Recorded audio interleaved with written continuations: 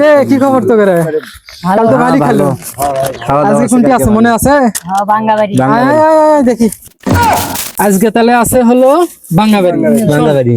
বাঙ্গাবাড়ি আজকে না যায়, আমরা যাবো হলো কোয়ালিপাড়া থেকে। আমার এক ছোট ভাই দাওয়াত দিল শাকিল।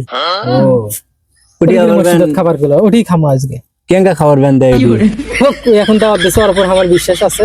এখন উঠি যাওয়া হবে না আজকে, তাহলে বাঙ্গাবাড়ি বাদ। ঠিক আছে, বাঙ্গাবাড়ি আজকে বাদ দেবো দিয়ে আজকে যাবো হলো আমরা কোয়ালিপাড়া।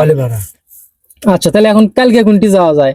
আর শোন আর একটা কথা, মহিচরণ শুক্রবারে আমার আরো এক ছোট ভাই ইব্রাহিম, ওর নাকি বাড়ির দাওয়াত।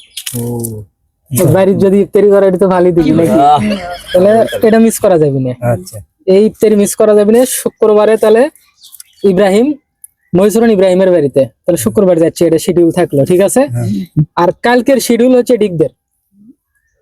কালকে আপাতত আজকে যাবো কোয়ালিপাড়া। এখন কোয়ালিপাড়া আমরা যদি ওই দিক দিয়ে লক্ষ্মীনারায়ণ পাড়া দিয়ে ঘুরে ঘুরে যাই তাহলে দেরি হয়ে যাবে।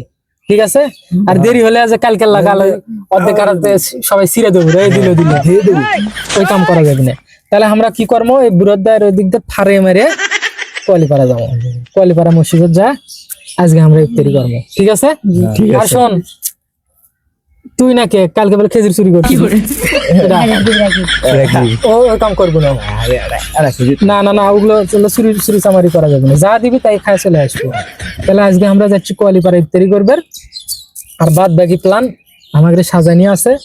আর দেখি আর কেটাকুটি থেকে দাওয়াত দেয়। 30টা রোজার মধ্যে 10 টাকা আছে তো, দাওয়াত দেওয়া যাবে না।